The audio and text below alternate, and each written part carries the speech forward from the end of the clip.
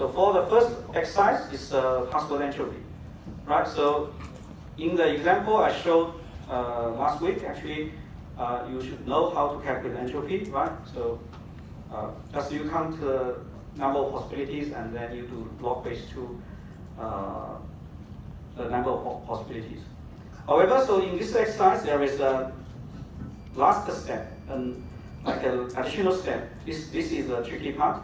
So the last step actually says, after I pick a password following the rule, I will hash this password, and I use hash value as the real password. I don't use the password I picked, but I use the hash value as the real password. So now the question is actually, if you use a hash value instead of the input of hash value, will the entropy change or not? So that's what you need to think about. Right? Say, maybe to give you an example, say I have 5 passwords in the password space. So after, I don't use this original 5 password as a password. I hash them, and then I use the hash output as the password. So if I use a hash output, what is the number of possible password? Is it still 5, or it may be less than 5, or it may be greater than 5? Right, so that's what you need to think about for this exercise. Because hash output is definitely longer than the password. The password is short, but the hash output is longer. But you need to think whether a longer output means it has a high entropy. That means you need to think what are the number of possible values to be used as password. Right? So whether it's greater than the original space, or smaller, or the same. So you need to think, right? So that's something for you for first exercise. Okay, so this is basically the rainbow table. I also went through the searching part as well. So the searching, how to do the search. So this is the same as in the assignment specification. All right, so that's the rainbow table part, and then so here we introduce this advanced rainbow table, but it's in assignment 1, it's still not the most advanced one. The most advanced one, you need to handle the collision. So the collision, actually, there are some methods you can search on the internet if you're interested how to handle collisions. Right, so when you do the reduction, you have some collision, then how to handle it. But it's not straightforward. So, and then the next component we will finish for this part is the one-time password. Right, so the one-time password is used nowadays, used widely in different applications. Right, so but this one-time password is not the one-time password we usually use in banking system. So we will look at that one after we finish this part. So the next topic, when we look at other authentication mechanism, we will look at the real one-time password system we use in e-banking systems. So this actually is the one-time password system designed. So I think this was designed in the late 1970s. So at that time, actually, we don't use the hardware token or smartphone to do this kind of one-time password. So, but anyway, so this actually the design behind this one-time password system is very, very nice. So for this one, we don't need any hardware. We only need to memorize one single password. Then we can generate a list of passwords. Right, so the difficulty here actually is, so there are some straightforward approaches to generate different passwords. For example, you can pick one password, but you change a little every time. For example, you pick one password, you start from 0, next password, you just replace the last digit by 1, and so on. So in this case, the one-time password, actually, they are very weak, because if they are not really one-time password, because if you compromise one of them, you can compromise the rest. So this is one straightforward approach, but it's not really one-time. It's not really the secure one-time password system. And the other approach, of course, you can randomly pick, say, n password every time you use one of them. So this one is secure because you have n independent one-time password, but it's difficult to memorize all those passwords, right? So it's difficult to balance the usability and security. So this one actually is a nice one. So it's based on still based on the hash function, right? So this is about the difficulties in generating a secure one-time password. So for this so-called LAN port one-time password, LAN port is also this scheme. So we use the so-called hash chain. So it's similar to the chain here, but we don't do the reduction. We just do the hash, right? So we use the so-called hash chain to implement a one-time password, right? So how does this one work? So basically, we also start with a simple password. That means the user just need to memorize a single password. So this is the original password. The user pick. So user will need to pick this original password. Then you do the hash, you get h1. And then you do hash again. That means you hash this hash value again, you get h2. Because hash can take arbitrary size input. So you use any string as input, you can produce a hash value. Then you hash again, you get like a h4, and h3. And then you hash again, you get like a h4, right?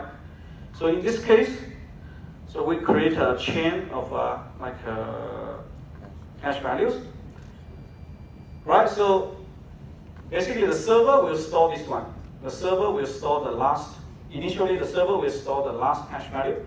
The client will store the head, and the server stores the tail, right? So now, if the user wants to log in, so this is the hash value stored by the server. So what should be the corresponding password for this one? H3. So that means this actually is the first one-time password you need to use. So how to generate this one? You can, similar as in your assignment, you can start from here. You do hash, hash, hash, you hash 3 times. Then you know this hash actually is the pre-image of H4. Because the server stores H4, so now you can supply H3. Server can simply verify hash of H3 is H4, then server will accept this one-time password. So after you finish this, now the server need to move. Now the server basically will need to move to this position.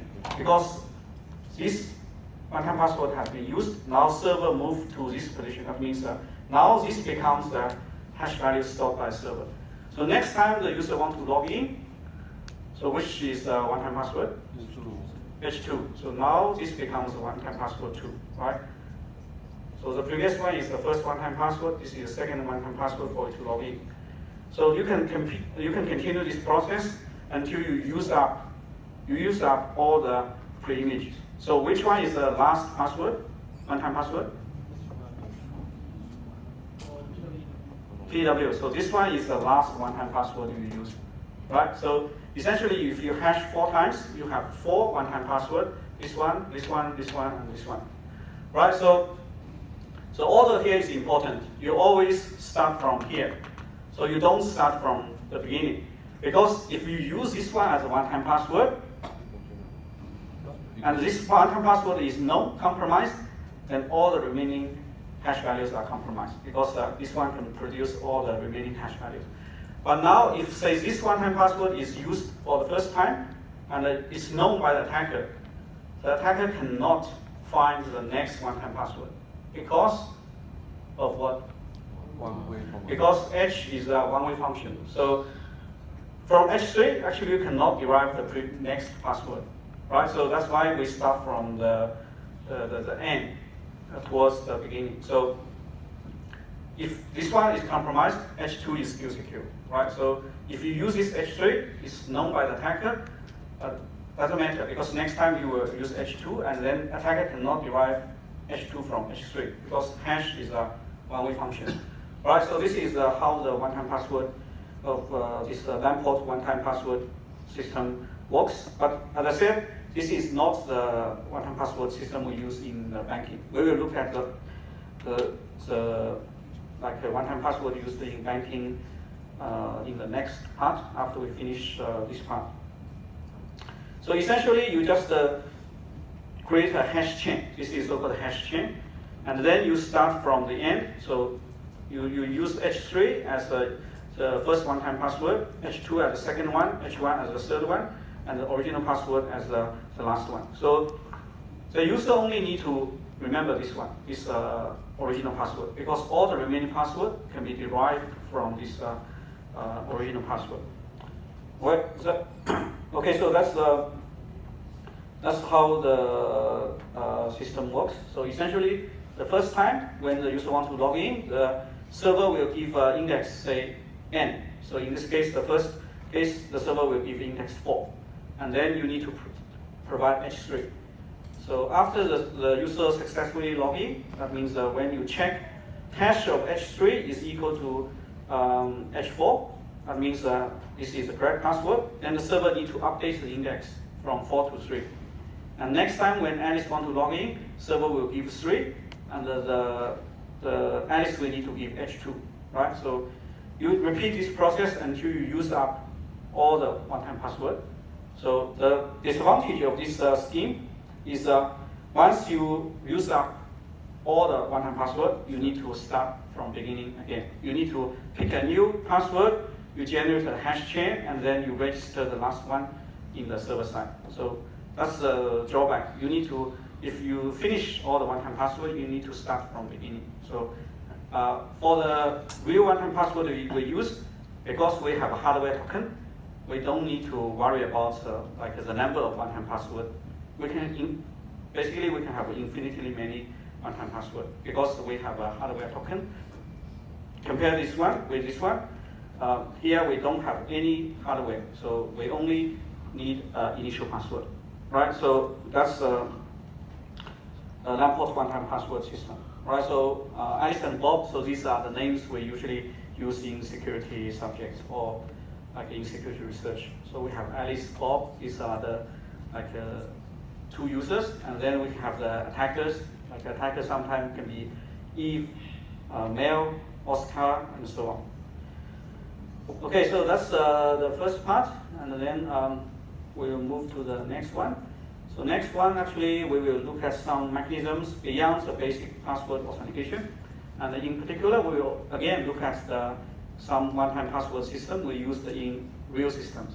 So the Lamport one-time password is not really used because it has